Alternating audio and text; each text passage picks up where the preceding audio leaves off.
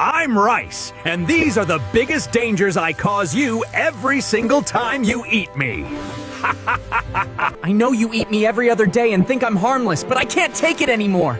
My conscience can't stay quiet, and it's time to expose the truth. Firstly, I am the fastest growing mold foods once it's been cooked. And what makes it worse? You can't even see this mold most of the time. The mold creates a toxin called Bacillus cereus and other carcinogenic ones which cause digestive discomfort and liver cancer over time. Japan realized this in 1921 and passed a law called the Rice Act, which is why most Asians never eat leftover rice. Most people make a big batch of rice, store it in the fridge, and then eat it over a few days. But truth is, you shouldn't eat rice after it's been cooked for more than 24 hours. These bacteria can multiply and produce toxins that are resistant to reheating. So even when you heat the rice again, these toxins still make you sick. So never eat rice 24 hours after it was cooked.